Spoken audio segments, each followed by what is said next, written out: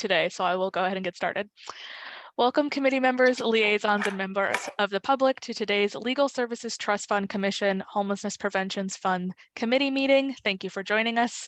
We are using Zoom with the goal to foster a more inclusive environment and effective meeting. If you would like to comment during the meeting, please use the raised hand feature. To use the raised hand feature by phone, dial *9 on your phone's dial pad to raise your hand and do the same *9 to lower your hand. Please utilize this tool to virtually indicate that you would like to speak in order to help the chair facilitate the discussion. Going forward, all commission and committee meetings will be recorded and posted to the State Bar's website. A friendly reminder that this is a video conference and to please be aware of your surroundings behind you. For those using Zoom on a computer, when on mute, holding down the space bar will temporarily unmute you.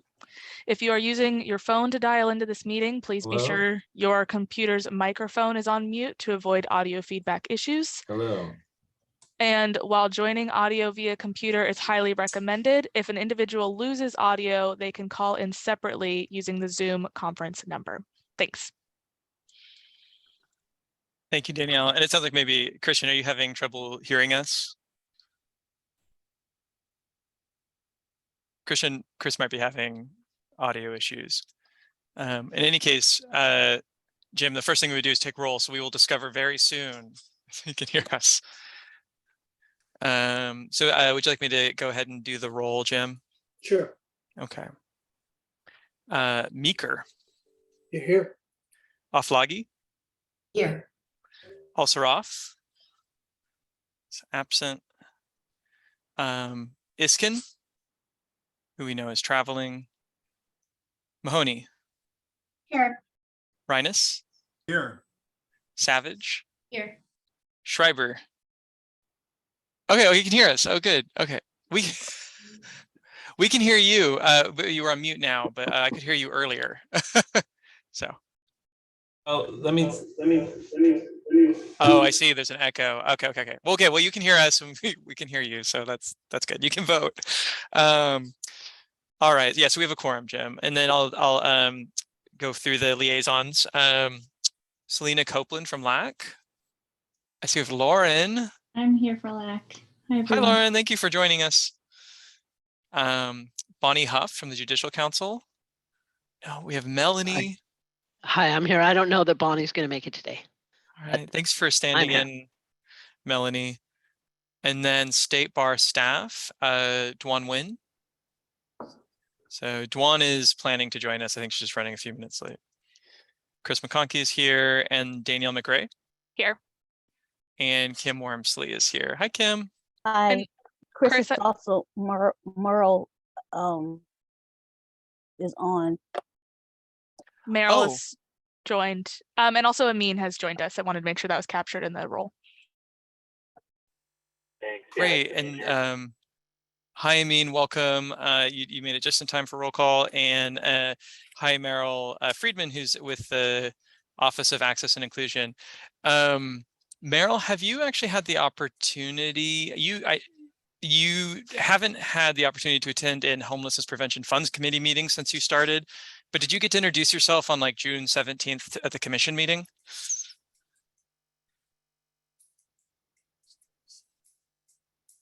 I don't think Meryl's been promoted to a panelist yet. Oh, there she is. Yes, I believe I did. Thank you. Okay, so then we don't need to redo the introduction, but relevant to this committee, Meryl is sort of my the other person in our office who's heavily involved in the helping me manage the homelessness prevention grant portfolio. So thank you.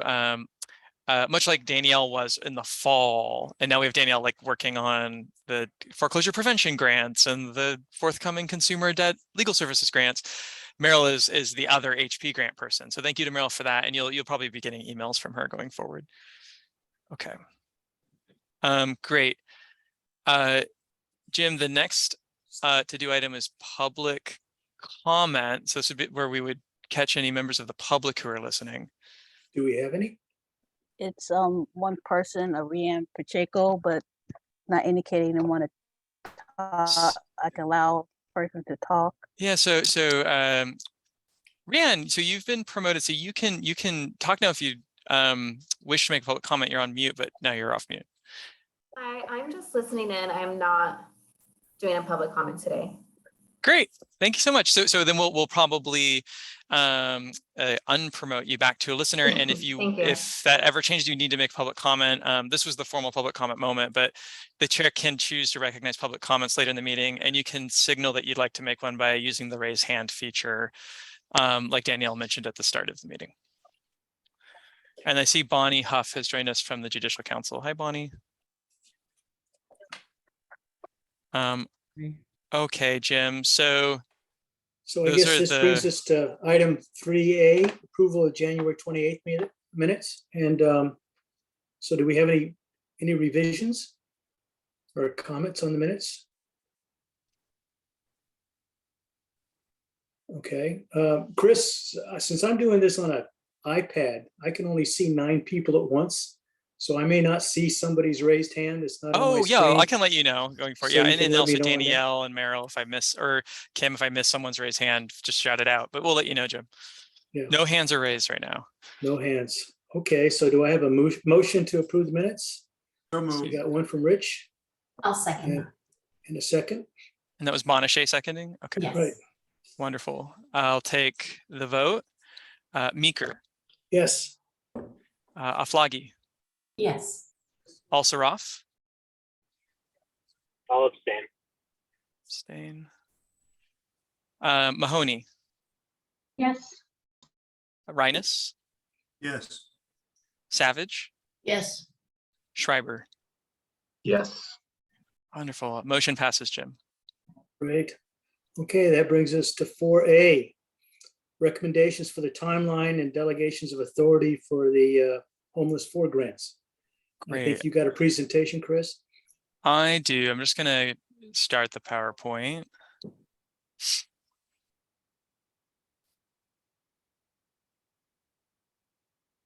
And share my screen.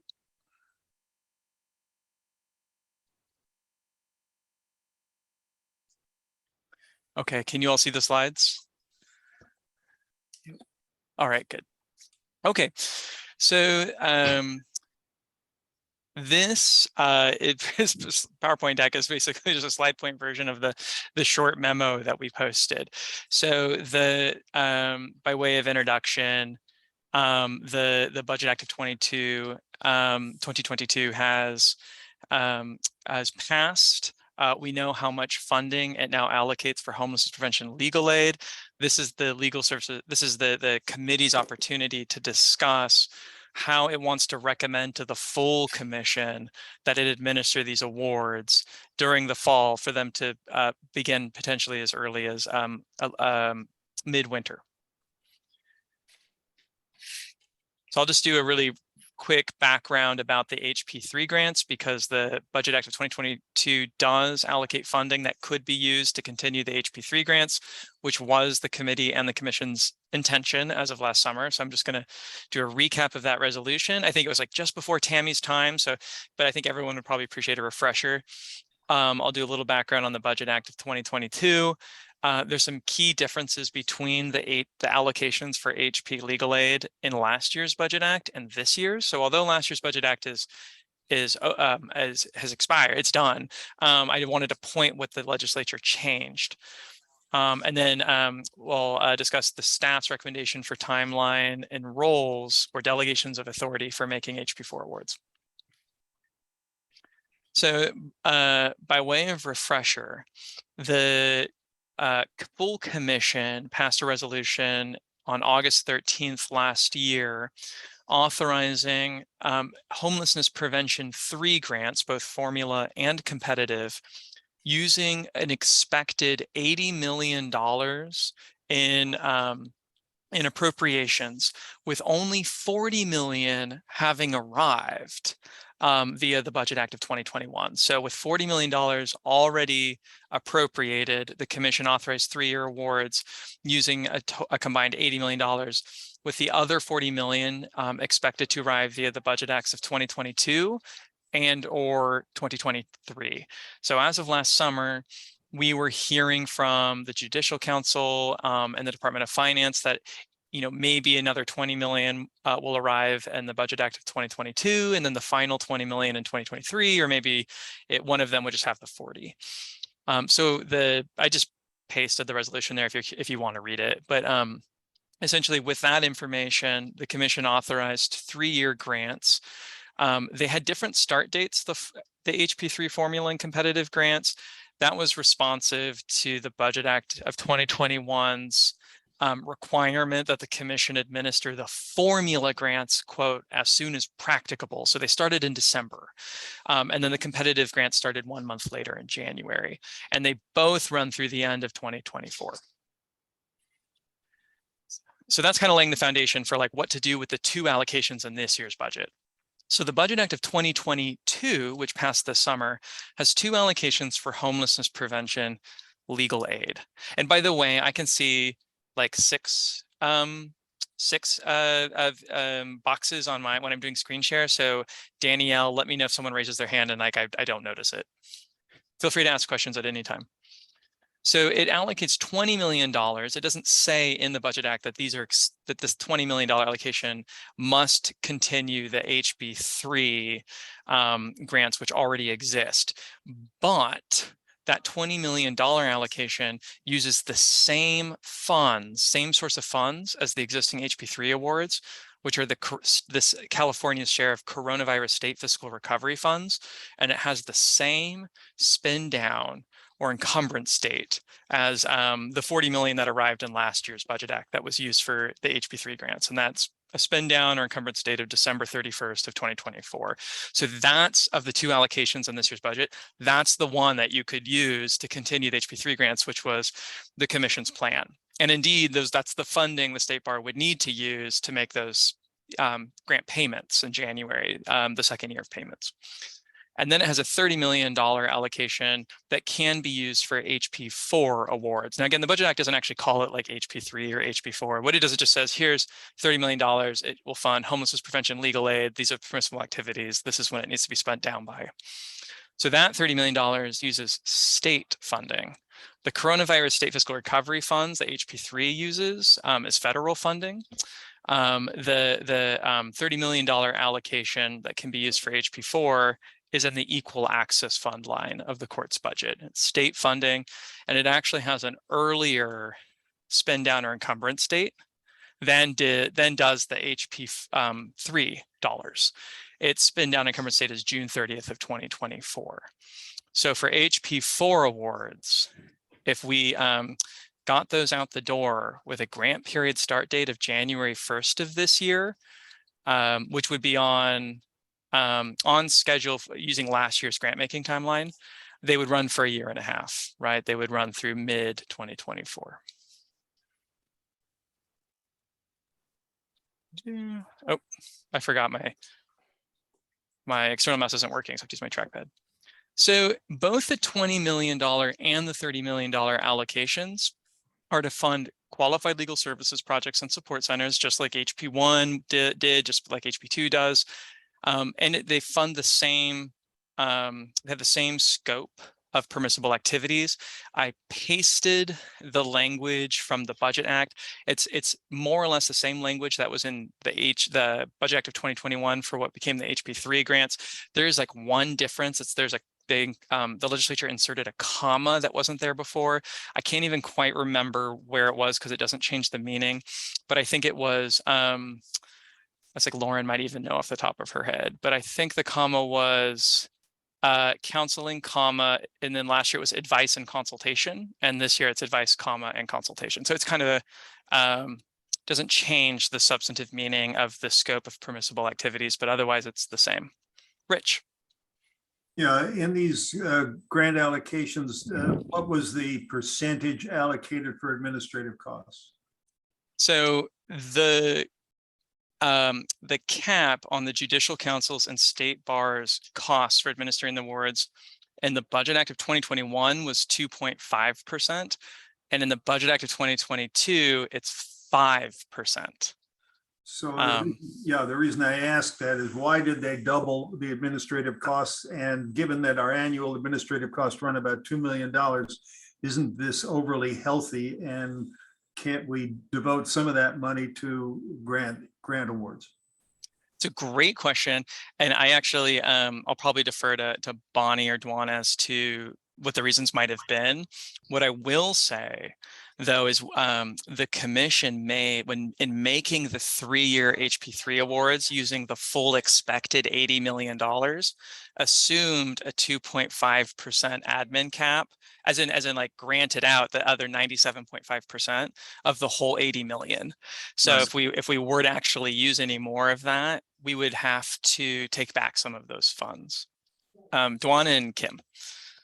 Yeah, and this is the admin question, Rich. The 2.5%, you know, we can always kind of make it work because we distribute a large amount of funding, but 2.5% admin on grant making is very, very, very low. And so there was advocacy to raise that, and particularly with these funds, because they have federal reporting requirements. We've had to hire a lot of new staff to process this. Just this past week and a half, 2 weeks, there were like 4 staff members on the state bar trying to process all the HP data reports so that we can turn it over to Judicial Council. So it's been an incredible heavy lift. With that said, because we've already allocated the funds from the last round for the additional $20 million, we would not cut into the admin to then lower the grant amount, but 2.5% is wholly very, very low. That's just not. We're able to do it because of our IOLTA admin funds and because, again, we distribute a large amount of money, but 2.5% to distribute this type of funding with reporting requirements is inadequate. And I can't remember off the top of my head, but the new consumer defense legal services grants, Danielle or Dwan will probably remember this off the top of their heads, might also have 5%. So they might have also. No, it's a lot more. I think it's like 8% more. or 10%. Yeah. So I think the legislature was catching on that it wanted to fund the admin appropriately. So Kim had her hand raised and then Jim. Thank you. I always had the sense that the 2.5 was really, really low, just bare bones for administration. And then the other thing is that on this HP4, these are all discretionary. So they're all RFPs and there's no statutory, as I understand it. So in my view, that's going to take even more time. That's right. I advanced the slide just because it starts to list some of these distinctions we're talking about. Jim and then Danielle. Yeah, I was wondering too, whether or not the 2.5%, was that influenced at all because some of that money was Fed money and the Feds put a limit? And the second observation I want to make is that the HP3, because it comes from federal money, requires a lot more reporting. The quarterly reports is taking up an enormous amount of staff time. And although HP4 is state money, so it's not going to require quarterly reports, I don't know if you could use any of that 5% to help cover the administrative costs of HP3 and the quarterly reports. That's a good question, Jim. To the extent I think that the work streams overlap, you might be able to, but yeah, it's a good question. I hadn't thought about whether or not there was a federal cost cap. Maybe Danielle, can I let Bonnie jump in, right? Because I think she's gonna respond to that. Okay. Yeah, I don't think there was a federal cost. I think there was, I think one of the things is 2.5% on 40 million is the same as 5% on 20 million. So I think that was could be part of the analysis, but I do think it was just recognizing the burden. And the other, I think it is absolutely taking significantly more time. And the other thing that happened this last year is the Department of Finance added a new reporting requirement that we have not had in the past to report to DOF on all the outcomes and benefits and a whole lot of other things to demonstrate the impact of the funding, and that we haven't that's our next fun opportunity. So I think our administrative costs are significantly higher than they've been in the past.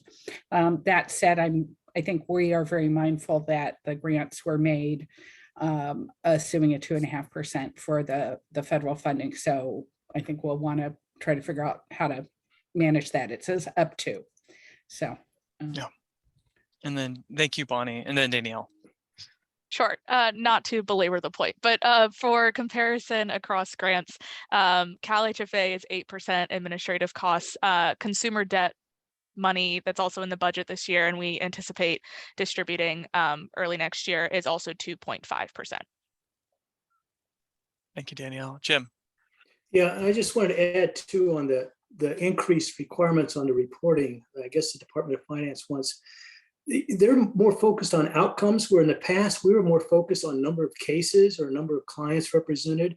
And that's, I don't want to get into the details of the methodology, but that's a different level of unit of analysis, requires a whole different collection of data and reporting, which requires more work on the grantees, as well as a lot more work on the staff. And so, you know, I think the increased administrative costs are justified in light of that. Thank you, everyone. So the yeah, so the interesting kind of, you know, and maybe the conversation will end up being kind of academic vis-a-vis HP3, but completely relevant for all the other grants. Just because for HP3, the commission made the assumption, as did the Judicial Council and State Bar and staff, that the admin cap would stay 2.5% for the whole 80 million, and therefore made 97.5% of the rest of the money grants. So to take any of that back would require changing grant agreements and the like. But for all other awards, I think, yeah, appropriate percentage caps are necessary to get the work done. So this was, I pulled this right from the memo. I just thought it was kind of a helpful reference sheet just to jog your memories of HP3 grant making last fall and what would be different this time around. So the amount for HP3 grants in the Budget Act of 2021 last year was $40 million, with another $40 million expected over the next 2 years. It used federal funding, state fiscal recovery funds. So this year, the Budget Act of 2022 has $30 million available for HP4 grants. I have that up in the column header. It has the other 20 million that's available to continue the HP3 grants, right? Which makes 60 million of the expected 80 million. But 30 million would be available for HP4. That uses state dollars. It's in the Equal Access Fund line of the budget. They both fund qualified legal services projects and support centers as defined by the Business and Professions Code. They both have the same scope substantively of homelessness prevention activities. And then as I think maybe it was either Kim or Tammy pointed out, last year, the 40 million, expected 80 million went to both formula and competitive grants. And you may remember that in the Budget Act of 2021, it specified that 75% of the amount would go to formula grants, statutory formula grants that used a modified IOLTA formula. The other 25% became competitive. And this year, the allocation for $30 million that's available for HP4 says only specifies competitive. So I'll pause there because Jim has a question.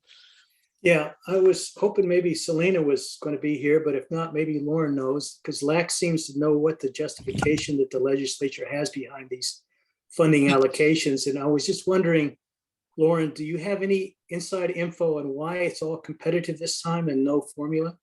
Yes, that's actually something that we advocated for, and that's due to the capacity of organizations. We did a detailed survey of all legal aid organizations to find out if they could use more HP funding, and there are some organizations that said no, they can't hire anymore, they don't have any more capacity, they have as much as they need, where there were other organizations that said they need a lot more because they're not even coming close to meeting the needs. So our idea as a solution to this was to do all competitive grants. That way the organizations that need the funds can apply for them and those that don't won't. So that's where that came from.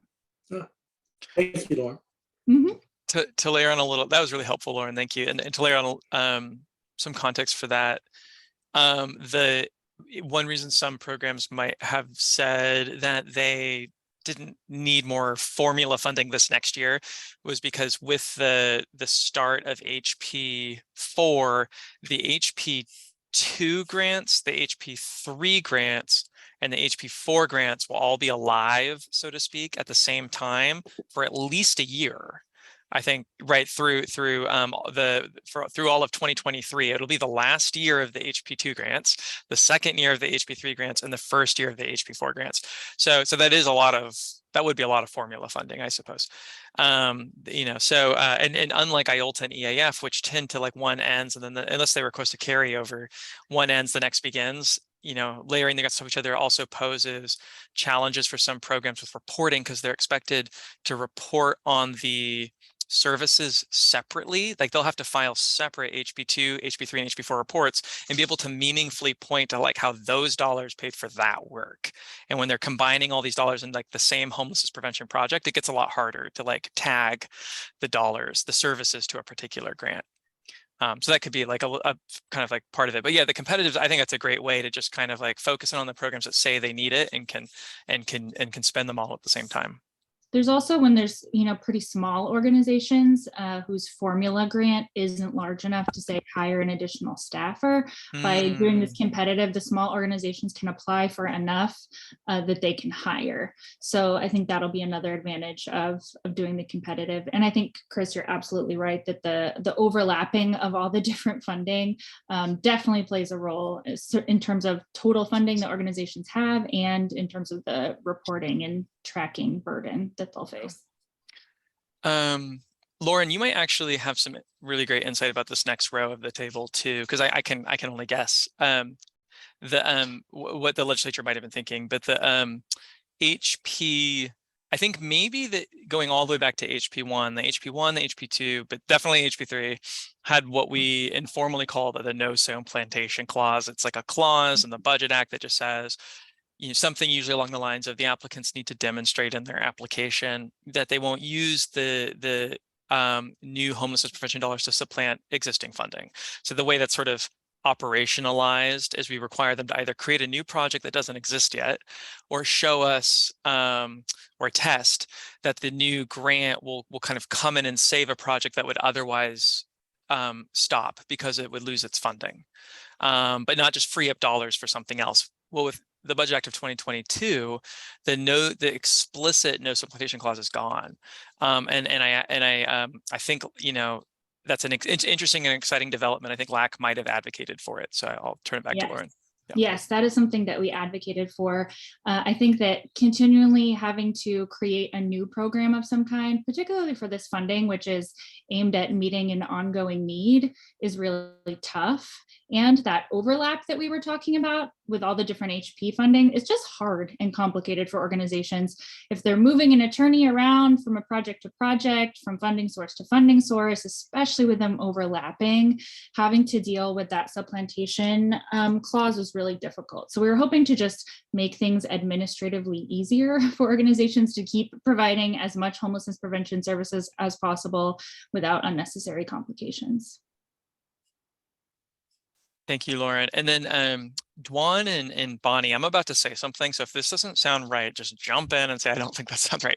But what I want to say is, because someone had asked, I think Jim, you had asked me earlier, well, you know, HP and Lauren too, Jim had asked, well, HP3 still has the no supplantation language. So does that mean that HP3 still can't be supplanted even if HP4 doesn't have that language? And so my understanding is, so for HP4, what that might mean is like maybe there's the housing or income maintenance project that's currently being funded by like IOLTA or EAF dollars, some other grant. Like this could come in and free up those dollars for something else. Like IOLTA, they could use on other area, you know, critical areas of civil legal need. That's a good thing, right? It frees up those dollars for something else. The HP4 could come in and continue the housing work. I'm not sure though that the HP4 could supplant the HP3 or HP2 dollars because they had their own no supplantation language.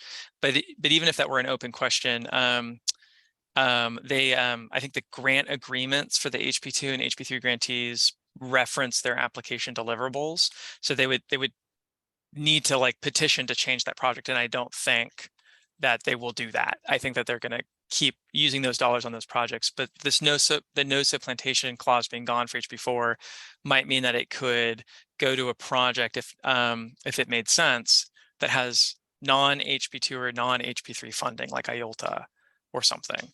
and free up those dollars for something else. So Dwan or Bonnie, if that doesn't align well with like how you were thinking about it, feel free to jump in, but that's my understanding. And yeah, that's my understanding too, because you know, what we still have in the statute for HB3 is that no step plantation. So we have to you know, enforce that. Yeah, and I definitely don't think it can supplant 2 or 3. And I just think we need to be mindful that as we are doing reporting on these funds, that it would be really helpful if we could show that there was an increase in services that were funded relating to these housing related issues. So I think that that's the other kind of thing that we need to keep in mind. that's great, Bonnie, because if it supplants a project, maybe IOLTA, I'm just going to keep using IOLTA as an example because it funds like all the civil legal needs. That if it goes to a housing or income maintenance project and frees up some of those IOLTA dollars for something else, some other report might end up capturing some increase in some other civil legal service that those IOLTA dollars then went to or something, but it won't look like the homelessness prevention legal aid increase, just looking at like the HP reports, you know. So I think that's an interesting point. Lauren, I'm gonna have you just like stay with us because I actually don't know if you have an update here, because it's actually the same as last year, but for the but it's something I think LAC has insight in. The Budget Act of 2021 and this year's Budget Act kept the statutory preference in competitive grant making. So for the formula grants for HB3, this wasn't relevant, but for last year's competitive grants and this year's competitive grants, the statutory preference is for organizations and projects that would serve rural and underserved communities. So they didn't change that. And Lauren, I don't know if you had anything you want to add about that, how the legislature thinks about rural and underserved. And then Jim, I know you'd also, I think you had a question sort of about what underserved means. Is that fair, Jim? Did you ask me that earlier? Yeah, I was thinking once we get to the scoring rubric that the committee ought to have a good discussion on how we ought to approach the definition of underserved. Because we had everything from people specializing on blind children, which is definitely a subgroup, as opposed to all our clients are underserved by dint of their poverty status. And that's a wide range, and it doesn't give much. I think the committee needs to give some thought about how we want to approach this in terms of the scoring rubric. Great. Well, since we have Lauren, I don't know if Lauren, if you have any insight on rural or underserved. But. I mean, I don't have anything in particular to add other than that it's been a priority for advocates to make sure that there is adequate funding for rural areas. Actually, in this year's budget, there was some advocacy to make that rural preference a little more explicit. We actually used data from the Attorney Desert study to pinpoint specific counties or areas that should have preference if possible for funding, and the legislature didn't end up taking that language. They just used the language from last year, but you know, still great to see that rural areas will be prioritized. As far as underserved goes, I think that in HP3, to some extent, this was added as a way for the grants to try to target undocumented folks without saying so explicitly. Because it was federal funding, there was some concern about what that would mean. And I think that that was a way that we did that in a way that would be as politically seamless as possible, if that makes sense. But you know, there's nothing that ties us to that in the language in the statute from last year or this year. So I would definitely second Jim's idea of having the committee get a really clear idea of what that means. Great. Thank you, Lauren. All right, and we discussed the admin cap is up to 5% for the allocation that is available for HP4. It's a earlier encumbrance or expenditure date. So the HP3 grants still run through the end of 2024. The HP4 grants would run through mid 2024. Okay. And with that, it's the staff recommendation for the grant making timeline and delegations of authority.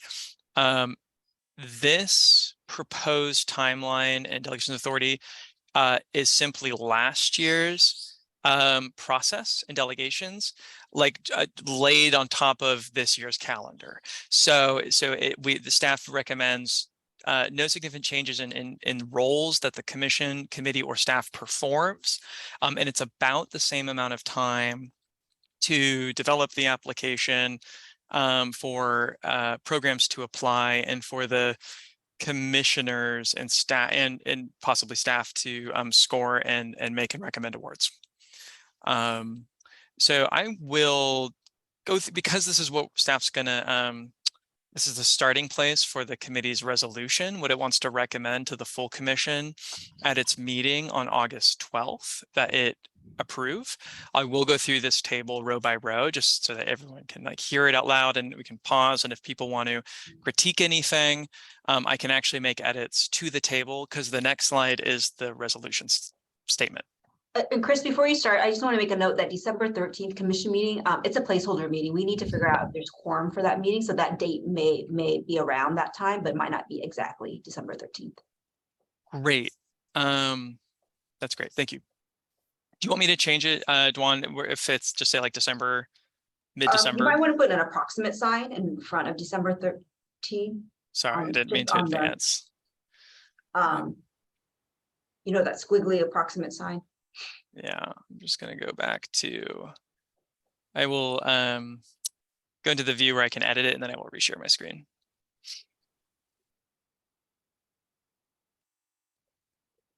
Okay. I don't actually know how to make that sign on the keyboard, like the Alt key. So I'm just going to say approx. And I should just add, you know, when we do these timelines, all of these dates are approximately, because sometimes we do run into like, say, a technical difficulty. We have to release it like the day after, technically we've said. So usually I make a note of that for you all. Okay. Okay, so I will go row by row because this is a, I think what I would suggest, and you know, Jim, feel free to propose a different process if you prefer, but just go to each row, and then if LAC or any of the commissioners has a question or a like, why did we do it that way last year? Did that really work? What about just changing the role? Just you can let me know like as we go through the table. So for the first row is just for today's meeting, the committee recommends to the full commission the timeline and delegations of authority that it recommends. The commission is scheduled to meet on August 12th to approve timelines and delegations of authority for these for the HP4 grants, as well as others. This committee already has a meeting scheduled for August 31st. So following last year's process, the commission delegated authority to this committee to approve the request for proposals, including the scoring rubric, which is part of the RFP. So that was an express delegation of authority from the commission. Staff recommends that the committee perform that role again this year. So the RFP, for just to refresh your memory, sort of explains what the application will ask about, lays out the eligibility requirements for the grants, and then the crux of it is the scoring rubric, which allocates a specific number of points to different criteria, and it attempts to achieve the public policy goals of the funding statute. So it is actually a very important substantive discussion that happens on the 31st. And usually there's a moment where the scoring team from last year like shares their reflections and they thought this worked or that, you know, didn't work, or we should do a better job of defining something. But that's a role that the staff recommends the committee perform again this year. Otherwise, the full commission would have to meet again to do this after August 12th. Yeah, Jim.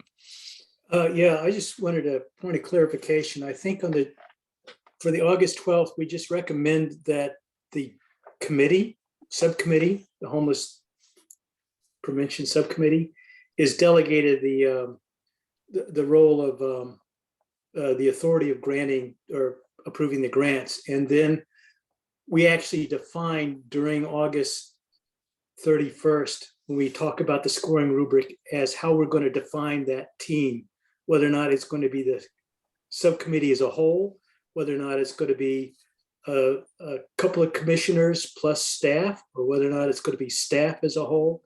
We got to decide how we're going to define our teams. But I think we want to use for the commission as a whole a broad delegation to the subcommittee to come up with what we're going to do without specifically defining scoring teams to the commission as a whole. Jim, I'm not sure if I heard you say this, but we're not asking the commission to delegate authority to approve the grant. The grants will go back to the commission to ultimately approve. The delegation of authority is just for the timeline and to approve the scoring rubric. Okay, well, but at some point we make a recommendation to the commission as a whole, which grants to approve, right? Yes. And to do that, we got to figure out how we are going to define what the scoring team is in the membership. Yes. And I think we want to, the delegation ought to be broad to the subcommittee. And I think then the subcommittee defines how we define our team on the 31st when we discuss the rubric. Oh, so Jim, are you saying like we, if the committee, so assuming the commission does delegate scoring to the committee to decide on the 31st, like it will be 2 commissioners and 2 staff members, or 3 and 1, or that sort of thing? Well, the commission doesn't need to approve that. If the commission delegates authority, I mean, you're making a recommendation, right? So how you as a committee want to do that is your decision, and then that goes as a package, the actual board recommendation to the commission. The commission doesn't need to approve how the committee is going to review the application. Okay, just as long as that's clear in our timeline, but I think we ought to decide as a group, how are we going to define the team on the 31st? Yeah. Yeah, last year, just for context, the scoring team was the committee chair, so Jim, and 3 staff members. So the committee could this year do 2 commissioners and 2 staff members, or 3 commissioners, and you know, we would want those folks to volunteer as earlier than later so that we can get dates on their calendar. Okay, great. And then so the 31st, the committee, by the 31st, the committee would approve a RFP and scoring rubric. Staff would release the application by September 9th. They would be due about 1 month later, so that's October 10. That is, I'm just going to say it out loud so that everyone hears it. So if it raises any concerns, that's less time than, I think it's more time than we had last year for the formula applications, because those were shorter last year than the competitive ones. It's less time than we had for the competitive applications last year, because last year we had that convening for the purposes of fostering relationships between QLSPs and sports centers and other CBOs. So this is only 4 weeks to submit a competitive application. I think last year it was, once we extended, we had that summit in late September. I think we ended up extending it by a whole another 3 weeks. So it's closer to 6 to 7 weeks. And Chris, Kim has her hand up, and I think Bonachet had her hand up before, but I'm not sure. Bonachet used to have a comment or question. I did, but Chris started to kind of I talked over it. Back. No, you harked back. You actually answered my question, which was how did we, I couldn't recall, how did we have it structured last year? And so you answered the question. Thank you. Kim, do you want to go ask or comment? You're on mute. You're on mute, Kim.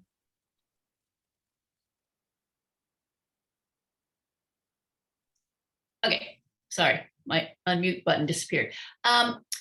My concern about that 1 month is whether that's a sufficient amount of time. So the way I'm viewing this is, if I'm a program that is thinking of applying and I pick up the HP4 RFQ and I look at it and I go, oh, like this is essentially the same as the previous one, no big deal, I can do it in a month. But if it's at all more burdensome, I would want to extend the time for grant applications to be submitted. So the so I don't think it'll be any at this point in time. It will be more burdensome, and just given looking at the Budget Act, sort of like what its preferences are and the parameters. If we wanted to extend the time, where it would probably come from, it would have to come out of scoring or staff's time to build the application. And I don't think staff's time to build the application has much slack in it. If the RFP is approved at the very end of August, we're basically getting the application up 9 days later. And there's like a, you know, we work with other departments at the state bar and external vendors to build those applications in Smart Simple. So that just takes a little time. So it'd probably have to come at the scoring team's time to review. And I think the scoring team only has 3 weeks on here. So the most we could probably harvest is like half a week to a week from scoring. So it's not a lot. Right. It would make it, squeeze the scoring team, but it might not actually be a lot for programs. Well, it's just my opinion. I will be gone. I mean, after whenever, and won't be part of this meeting, but it is of a concern to me. Yeah. Particularly since, you know, staff might also be on vacation. We're talking about an August or actually early September release. Mhm. And if we're looking for creativity, you know, I would want to give the programs a little more time, but I see how tight the schedule is. So it's not up to me. I just raise it as a concern. I mean, I think building it before the release is virtually impossible, given that we had to coordinate with our Smart Simple staff and vendor itself to build out the application. Yeah. But I leave it up to Chris to answer about after the fact shaving off. But I know before the release date, we can't do that. But, Right. but I don't know if you want to, Chris, tweak a little bit to shave off time off of the scoring like that. No, I mean, it's really tight. October 20 to November 11 to score. 3 weeks to score. We have to leave a little week because there's usually a moment, unless the committee decides not to do it this year, which I wouldn't recommend. At least like a week for the full committee to advise the scoring team. We call it rubric calibration. So it's like, I think there's like a week here to do that, 3 weeks to score. And then scoring would wrap up by November 11th. I guess there's, we could probably squeeze a week between November 11 and December 1st, because we would aim to post the scoring team scores and recommendations before the Thanksgiving holiday.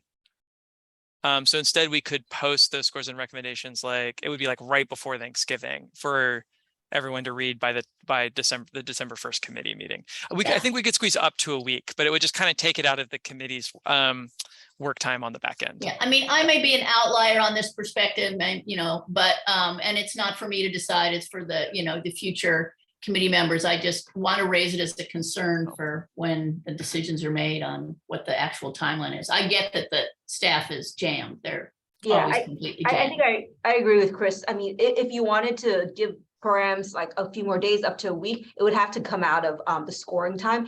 We can't push the commission meeting back beyond December 13th because you run into the winter holidays, and it's just that it doesn't work. I mean, whenever we try to schedule a late December meeting, we don't have quorum. Right. Okay. Thank you. Bonachet. No, thank you, Kim. That was really helpful. Yeah, good discussion. Furthering the spirit of what Kim just brought up, maybe this is a Lauren question or a Bonnie question, but do we know if there are any other competing deadlines for the programs during this time? I see Duan shaking her head. Okay. We're also distributing consumer money. As you recall, we have a new tranche of consumer legal assistance money that we actually are staggering that deadline so that programs aren't doing 2 RFPs at the same time. But even then, it's a January 1st distribution.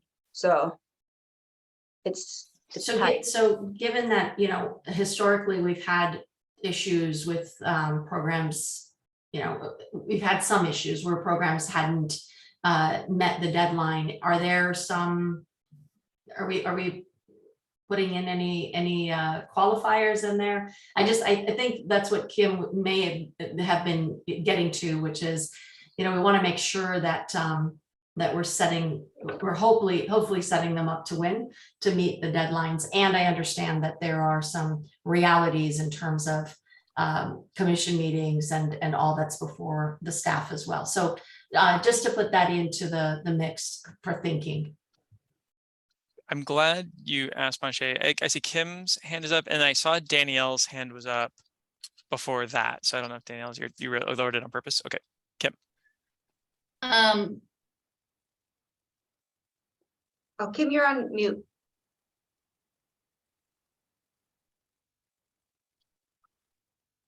Kim, you're still on mute. Sorry. This means I haven't been on Zoom for a while, which has been There you go. Bonachet did really read my mind, which was, this idea of, are we, if everybody's on this tight timeline, are we gonna grant some extensions? And that opens up a whole can of worms for, describing what are exigent circumstances again, and then it jams the staff again. So, but I was thinking about that, whether they're, the committee should have a little bit of a discussion on leniency given the tight time frame, and also now knowing that there's a consumer funding due approximately the same time. So, I don't need to talk about it anymore. It's just, I think these are things that are important for the future committee to talk about. Well, and for discretionary grants, the committee and staff have not in the past granted extensions because we're on such a tight time frame that we have to start reviewing. And if it doesn't feel fair, then if an application comes in 2 weeks in advance later when we've already, that's midstream. Right. So I think that needs to be very clear, if it hasn't already been in the RFPs. So anyway, I think I've beat a dead horse. Rich. I was actually going to beat the dead horse a bit more, but I think you've covered it. Also keep in mind that September 25th and October 5th are Jewish high holidays. If you have to go back and forth with any applicants whose schedules are impacted by that, I'd be wary of it. That's very helpful. Thank you. Yeah, Dwan, but just so you all know what I'm doing right now, I did pull up our annual calendar, and I'm just looking to see, like, if we shifted everything by a week, when would we post the final materials for the committee and commission, to see if that maybe is that what we want to do. Go ahead, Dwan. My only recommendation, if you do decide to add another week or few days to the release periods, programs have more time to do the application, is that we really finalize the scoring team soon. If not today, then maybe in the next week or two, because then we can schedule. Because the challenge is there are scheduling challenges, very real scheduling challenges, because you all have full-time jobs or you all have other obligations, and it becomes very, very difficult. Kim knows, because even the last scoring team, things come up and we almost did not have the ability to meet, and then we would have had to bring it to the commission. So that makes it difficult.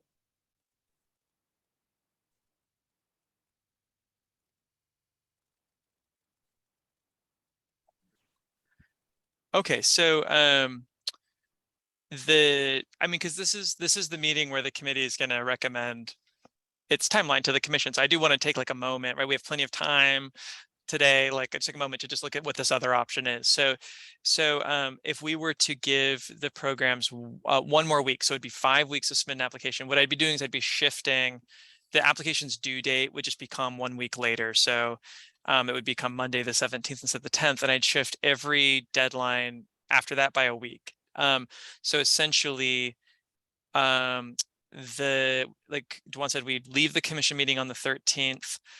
What it might look like is the committee meets a little after December 1st, but we can squeeze the amount of time between when the committee meets and the commission meets. So it might be one of those situations where, like, I don't know if Dwan would be okay with this, but where the committee votes on awards just a few days before the commission meeting, and then we post that recommendation. So instead of posting it a full 5 business days in advance of the commission meeting, it might just be like 2 days or something. I think we could do that.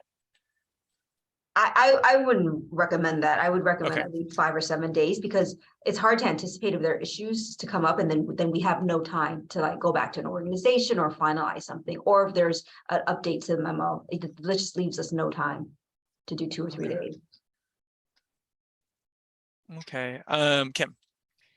I have a question on that January 1st date. Is that mandated by the legislation? And realistically, terms of people taking the money and starting to work with it? I mean, does it need to be January 1st? People are still recovering from the holidays. I wonder if it would help you out if that grant period started just a little bit later. So it's not mandated, but we are usually on a calendar. It's very difficult for reporting purposes, and optically it doesn't look great. I mean, I think there is an expectation now that if it's in the budget, we try to get it out January 1st of the next year. And then, sometimes they have the language of like, as soon as, I can't remember exactly, when they want out even more quicker, and then we really try then to get it out like the November beforehand. But it's not, so that is at your discretion to make a recommendation to the commission. The staff would not recommend that though, because it does mess up with all our reporting, and everything is built to be a calendar year distribution. There's some grantees that that have told me it's easier for them to fill out like quarterly expenditure reports and that sort of thing when it aligns with like a calendar quarter, or like it aligns with their fiscal year or something like that. So that's not everyone, but just some programs. Okay, so just to kind of come to a sort of conclusion around the amount of time for the application. So staff recommends the 4 weeks. I think the plug for 4 weeks is it will leave enough time, and this is a decision for the committee to make, of course, but staff's plug for the 4 weeks for applications would be that will leave the application very, very, very similar to HP3. So it will look very familiar. We can even sort of give them a heads up, I think, well in advance that the RFP and the application questions will be very similar, so they can start thinking about their projects probably as early as end of August, right, or even mid-August. We could just say like, we'll probably do a webinar in mid to late August to kind of get them ready for it, and we can say like the RFP is not final yet, but it's going to look very similar. They can start thinking about it. And this would leave enough time for scoring to be careful, and then for the committees and commissions sort of review of the meeting materials to be careful, and for folks to not, especially at the commission meeting on the 13th, not feel like they were rushed. Yeah, Bonachet. Weighing this out a little bit more, I think through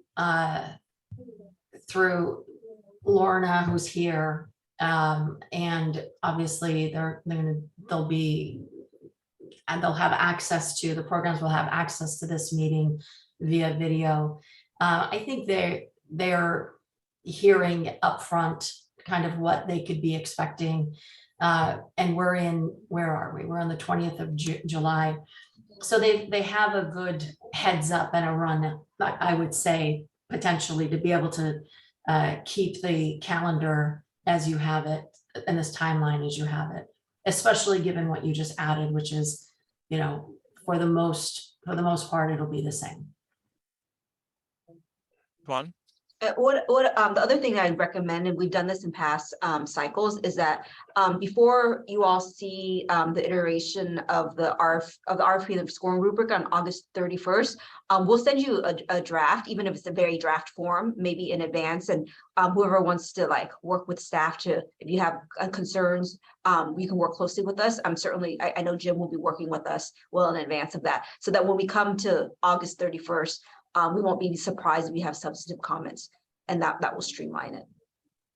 And then we know the direction is going in, and we can message that. And sometimes if we know that if we've addressed the substantive concerns in advance, then what we can do is share that with the community, with the caveat that it's not official until it's approved August 31st, but they can start planning towards that. Yeah, I like that. I think Selena had even suggested to me, if I look back in my email, a mid to late August like webinar, or at least announcement to programs that like HP4 is coming. And if we do a webinar to just review what the statutory parameters are, we can say, hey, it's going to be very similar. You start thinking about your projects now. Ultimately, how similar the RFP looks for HP4, how similar that looks to HP3 is actually up to this committee, assuming the commission delegates authority again to the committee to finalize it. So if this committee doesn't make huge sweeping changes to the scoring rubric, like totally different criteria or something, then it won't necessitate sweeping changes to the application questions.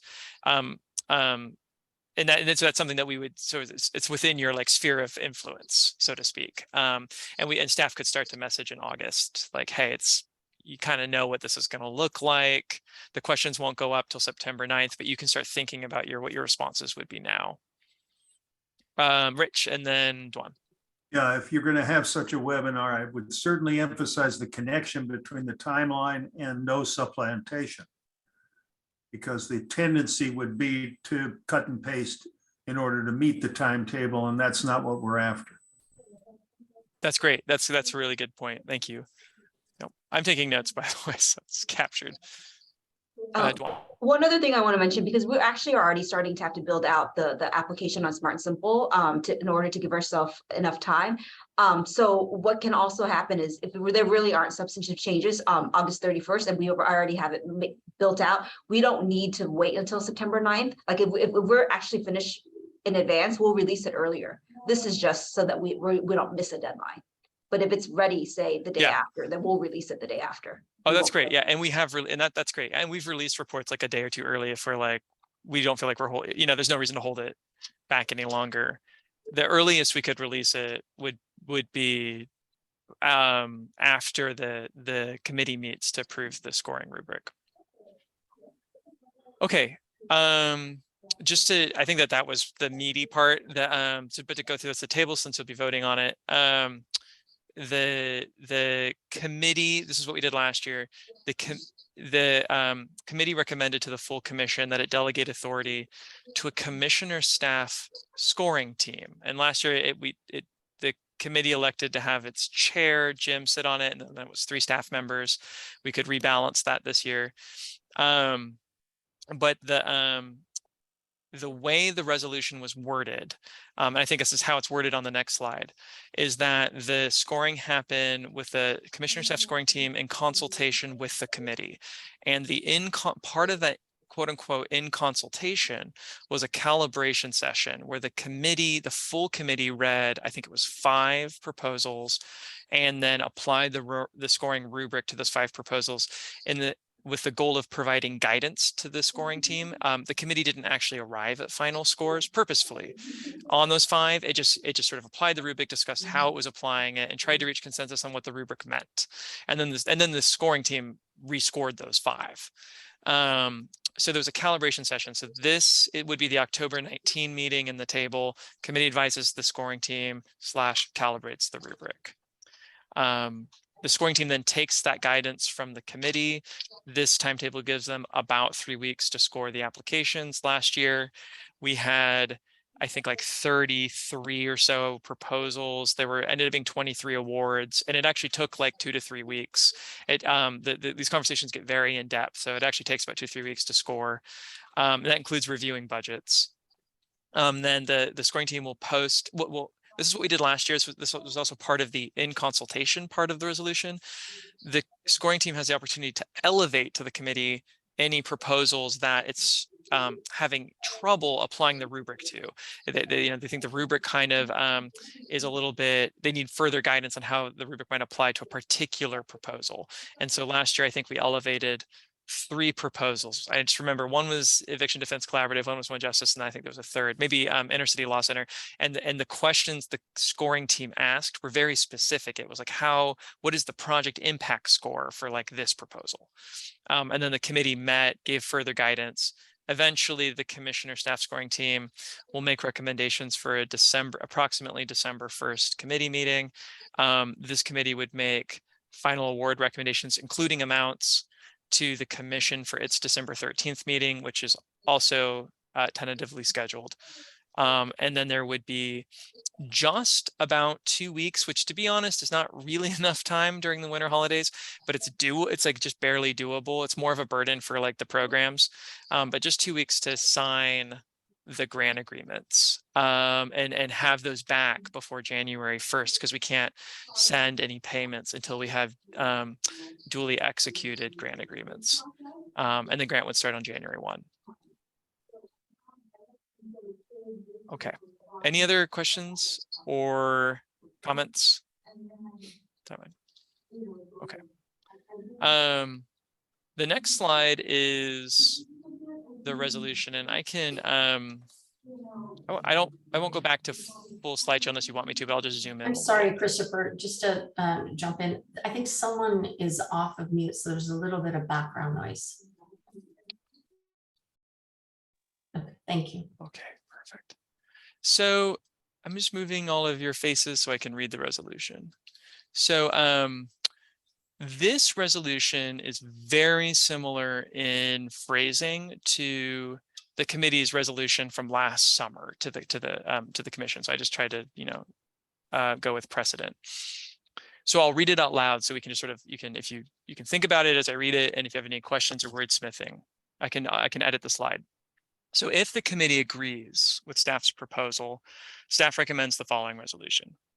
Resolved, that the Legal Services Trust Fund Commission Homelessness Prevention Funds Committee recommends the timeline for 2023-2024 homelessness prevention HP4 grants as presented in staff's July 20th, 2022 memo.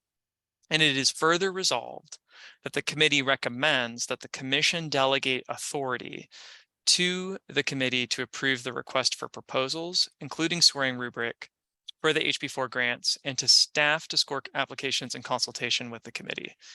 So this is how it was worded last time. It actually had the to staff to score in consultation with the committee. And then what the committee decided was it would be a staff commissioner scoring team. And that's also what the table says. And that's what it would say in the commission, the memo to the commission on August 12th. If you wanted, I don't know, Dwan, if you have an opinion about this, but we could edit that last line to say like to staff and the committee, or a staff commissioner scoring team or something, but I kept it the way it was last year.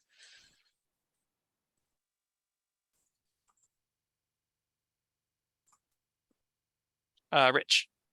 I think your suggestion, Chris, to change the wording is a good one. It accurately reflects the operation rather than this. So the way I would probably word it is to a commissioner - staff team to score applications in consultation with the committee. That works for me.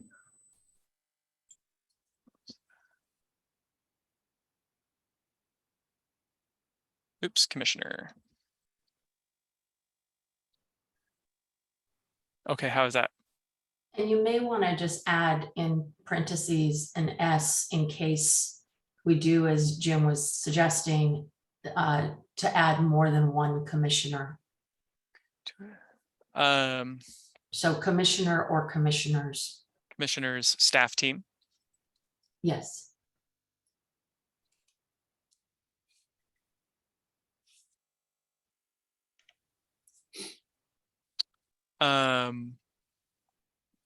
Dwan, does that look okay to you? Okay, I just want to make sure. Okay. And I'm just doing a quick scan to make sure that the dates and numbers are right. 2023 through 2024 is correct. Staff July 20th, 2022 memo. Right, okay.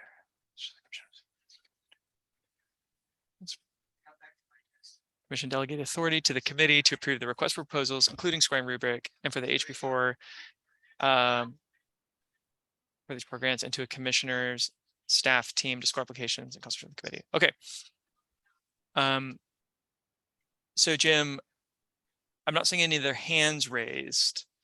If you think it's time, you can call for a motion. Okay. Do we have a motion? Jim, I'll move. Thank you. And I'll second. So is Bonachet moved and Jim seconded. Great. Thank you. And I'll take the vote. Meeker? Yes. Aflagi? Yes. Al-Saraf? Did we lose Amin? Okay. They had to sign off. Oh, okay. Mahoney? Yes. Reines? Yes. Savage? Yes. Schreiber? Yes. And then I think Eric is still traveling, right? Eric didn't suddenly join the meeting while I just didn't notice. Okay. So motion passes, Jim. Great. Well done, everybody. Thank you. Jim, I think we had one more agenda item. Yep. Oh, Dwan. I just want to make a plug. If you want to volunteer for the scoring team, maybe you can let us know either now or like really soon, because then that would help with the scheduling. Because then we can coordinate with your schedules to get those meetings on them. At some point, I think some people may disagree with the idea of 2 commissioners and 2 staff. Somebody may want just 1 commissioner, 3 staff. Somebody might want 3 commissioners, 2 staff, or 1 staff. I mean, at some point we need to discuss that. I mean, for me, from my experience, I think 2 commissioners, 2 staff would be the best. But that's my opinion, and people may disagree. That said, I volunteer again. So. Thank you, Jim. Yeah, I think really we just like need that 2 and 2. It does give it like a nice balance instead of it drown. Yeah, I would agree with that too. I do too, actually, having participated in the Cal HFA scoring process, which had 2 commissioners. I think it was Kim and Christina. I thought that was great. I felt like the having 2 commissioner perspectives added a lot of value. Okay, well, if, we're not setting it in stone who the volunteers are for scoring, but this is just so we have it in our notes and we can reach out sooner rather than later about your availability in October and November. So if, yeah, like Dwan said, just send me an email or Dwan an email and we'll make sure we have you down. So okay, so under item 4B, we have the request from the community legal aid of SoCal. Great. So Kim or Danielle, a representative from CLA SoCal, Shelby, was going to try and listen in on this meeting if she was available in case the committee had any questions about their letter. And it's okay if she couldn't make it, but does she happen to be in the attendee waiting room or something? Yes, she is. Great. Would you please promote Shelby Knox? Hi, Shelby. Good afternoon. Hi, thank you so much for joining us. So everyone, I asked Shelby to join just in case you had any questions about CLA SoCal's letter, but I'll kind of tee it up for you. So this was posted with the materials, and if anyone likes, I also have it up on my computer and I can share my screen. But essentially, and Dwan, correct me if I misstate this, but essentially when a grantee requests to lower their deliverables considerably, we usually run it through the relevant committee and or commission, because if it's a big enough change, staff doesn't always feel comfortable telling the grantees that it's okay. Otherwise, deliverables are essentially upfront targets that they may or may not hit. They may fall short, they may hit them, they may surpass them. This is a situation where an HP2 formula grantee realized that they made a mistake in projecting the output for one of their positions for the HP2 formula grant. So they submitted the letter that we posted, sort of explaining what they thought a more realistic targets would be for their community managers' work on the homelessness prevention legal team.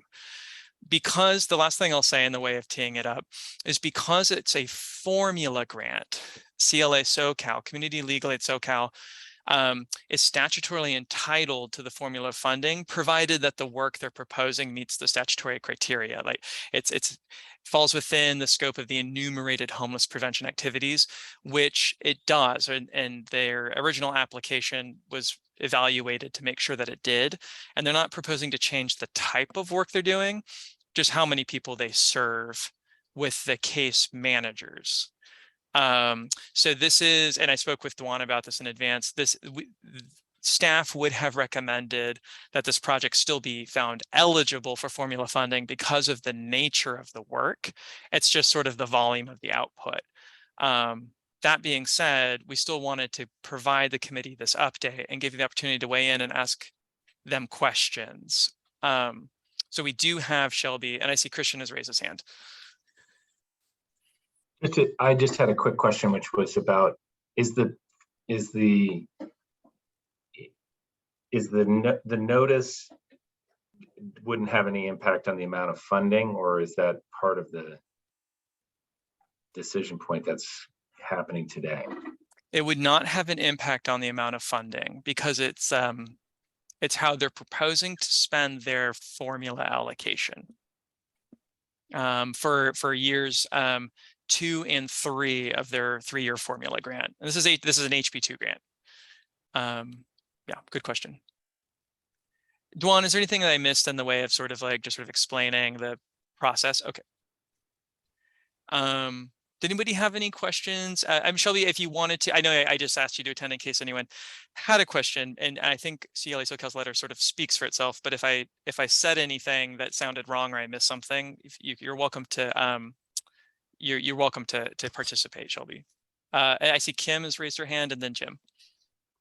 I have one is that I'm kind of unclear on whether the proposal and impact is evaluated in any way, or this is, I don't recall, is this just like IOLTA, as long as the parameters of the grant, the way the funding is going to be used is within the HP2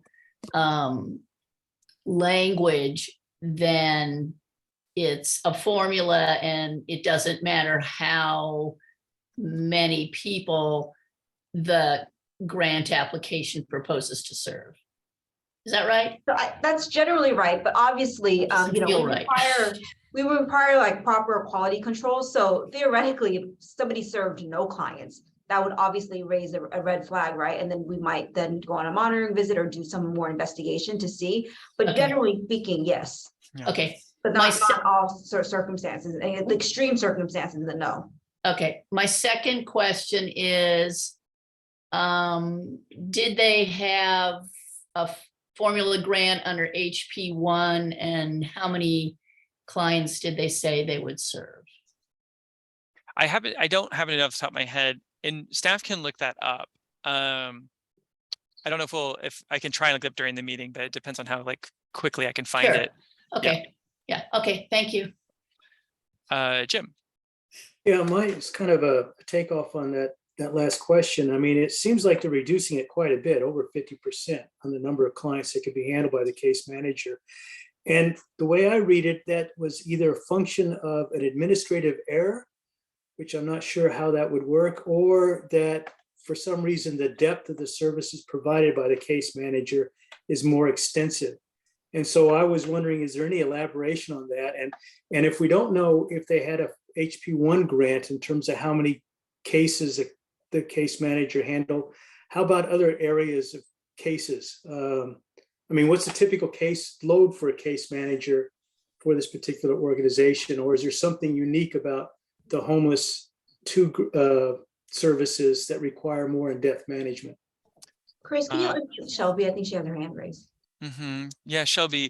I can't unmute you, Shelby, but you might be able to unmute yourself. There you go. Okay. I can indeed. Thank you. Yeah. Thank you, Dr. Meeker. Thank you, Kim. So yes, this was let me start with Kim's question. This was the first year that we had case management on this program. So we had not had case managers working under our HP1 grant. This had been a administrative error. And it was my fault as the grant writer, had been told 30 clients per year, which turned into 30 clients per quarter on the chart that we fill out. And so that became 120 clients a year instead of 30 clients a year. When we found out about that error, we went back and we looked at how many clients we've been able to serve over the last year and said that, well, we can actually serve more than 30 clients a year. We were able to get up to, I believe, reported 40 for our first year of the grant. And our internship program is now in full swing. So we think that 50 clients per year is a good amount with the amount of work that clients are needing to get their cases resolved at our organization. if that makes sense. So it's not just here's some community referrals, thank you. It is what can we do to make sure that you are participating fully in your legal case? And we think that's about 50 clients a year into this program.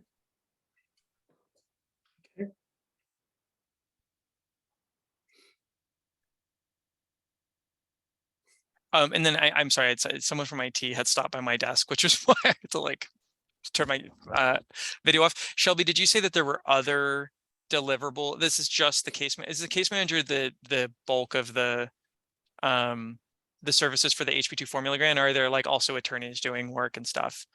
It's primarily attorneys work under this grant. Case managers provide support for the legal clients. So it's case like a management prong. is a small piece of this grant. Of the package. Okay. Yes.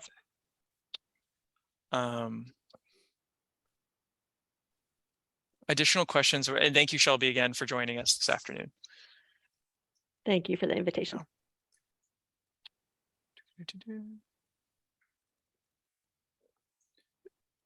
The reason I'm looking away is I'm trying to pull up their HP1 grant, because HP1, like once final reporting is done, we archive it into like the historic grants database. So it's hard. It takes me longer to pull it up. Can I ask a question? Sorry, I don't know if I just missed this, or if I didn't understand. So in terms of is there anything about the work, this particular work, that has been more time consuming or different in terms of what your expectation was going in? I'm just wondering about whether, well, I'll tell you my overall thought. It's unusual to get a letter like this announcing a departure. And so I appreciate it, because we could have just learned down the road that fewer people were being served than expected. So I'm just wondering whether there's intel that would help us or inform us going forward about any particular change or insight into your experience recently about the work or the clients or anything that's new. Well, I have two answers for that. First, as I said, this was a clerical error, which is we've gotten much more careful about that chart and the quarterly data that we're putting in it. But I would say that since our case management program started in 2019, we're finding that both because of the remote services and because of the situation that our clients are finding themselves in, that our case managers are taking, as with our legal services, things are taking a little bit longer with every client. So we feel fortunate that we're able to say 50 clients a year when we had originally estimated 30, but that 50 clients a year, they're getting fairly intensive help, whereas before in 2019, when the program started, there was less time spent per client. I'm sorry, is that answering your question? It does. I mean, I guess I'm just wondering if there's just insight that you've gained in terms of why you identified the remote nature of the interactions. And this isn't meant to be an interrogation of any sort. I'm just curious, like, this is sort of boots on the ground experience that I find really valuable hearing from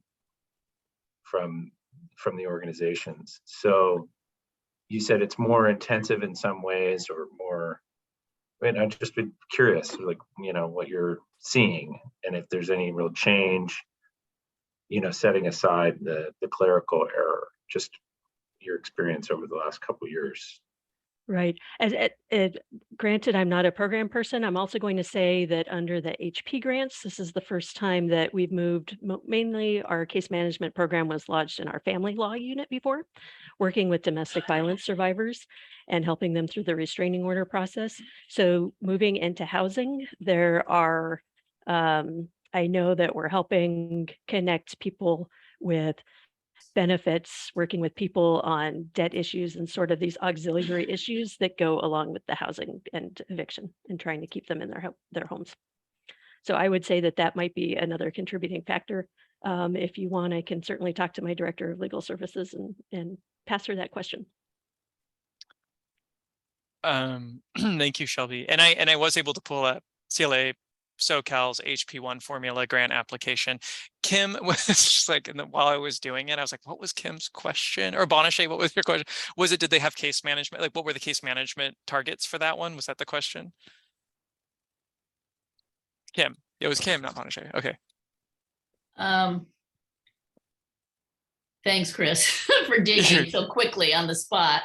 I was just interested in what numbers they put forward in terms of the clients they intended to serve under HP1. And I understand there was not a case manager. I'm still trying to sort of understand the case, how the case manager position impacts their service delivery and whether that changes things. But, and again, I mean, like Christian, I'm not trying to interrogate. I'm trying to just kind of understand the caseload. Yep, it's a great question. I'm glad you asked it, because I think this also gets to something that Shelby was just alluding to, which was looking at our and the HP1 application predates my time. So from looking at the applications right now, our table that we now put in the HP 2, 3, and probably 4 application that says how many people will you serve each quarter, and like what are you going to be doing each quarter, like use numeric values. We didn't have that for the HP1 application. Instead, it was just a narrative. There's no table. And so CLA SoCal and all the other HP1 formula grantees just explained in a couple paragraphs what they proposed to do. And we didn't require them to for HP1 formula to quantify the number of clients they sought to serve. So so they describe in a narrative, you know, we'll hire a new supervising attorney to lead the new housing defense work group. You know, they'll prioritize these types of services. They'll work with a public benefits team, but it doesn't have the number in a way that we can compare across applications.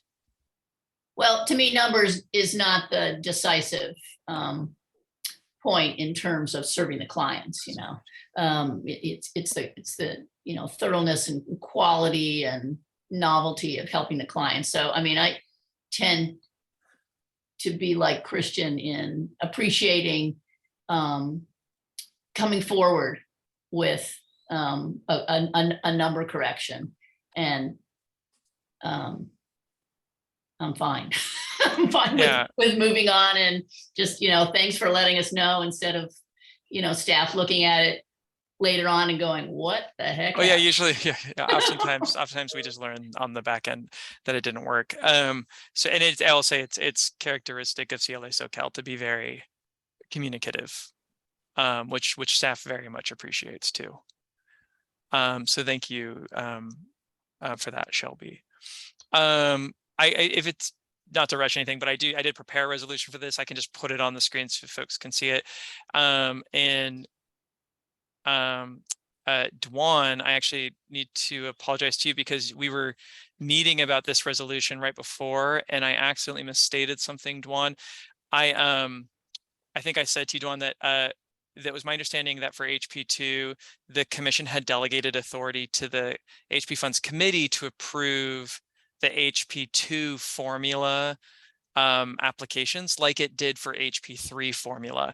But going back and checking the commission and committee minutes for HP2, actually the for HP2 formula grants, the committee recommended the awards to the full commission. So I just changed the resolution to say that the HP Funds Committee recommends approving the revision to CLA SoCal's grant deliverables. Dwan, I wasn't sure if we then wanted to have the commission do this as well on the 12th. Yeah. Okay. So at the next commission meeting, then we'll have to agendize it. Okay. And essentially, just so that everyone knows like what's happening here is the committee is recommending approval of this revision to the deliverables so that CLA SoCal isn't isn't like missing their deliverables at the end of the day when this is an update. It's not going to just be that they fell short of their target. So it reads, resolved that the Legal Services Trust Fund Commission Homelessness Prevention Funds Committee recommends approving the revision to Community Legal Aid SoCal's 2021 through 2023 Homelessness Prevention Formula Grant deliverables as presented in their May 23rd, 2022 letter to the committee.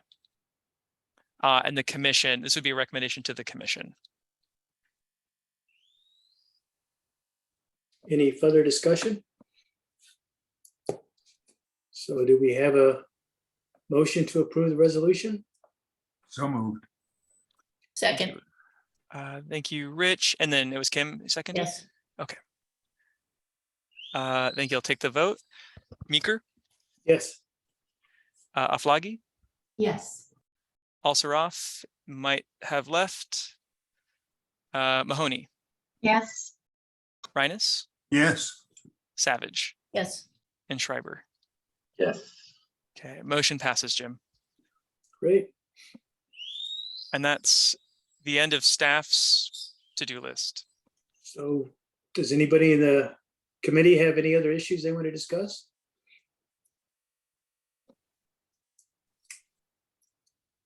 Is it, No, just a thank you, a warm thank you again to the staff for all of this incredible work. Thank you. It's our pleasure, always. Yeah, well, thank you, Jim, for chairing. Thank you, everyone, for your time. Dwan, was there anything you wanted before we all leave? Okay. Great. All right. Well, thank you, everyone. Jim, if you have officially adjourned, I will wish you all a great afternoon. yeah, we're officially adjourned. Wonderful. Thank you, everyone. Thank Thanks, you, everybody. Judicial Council. Thank you, LAC. All right. Take care. Bye. Shalom.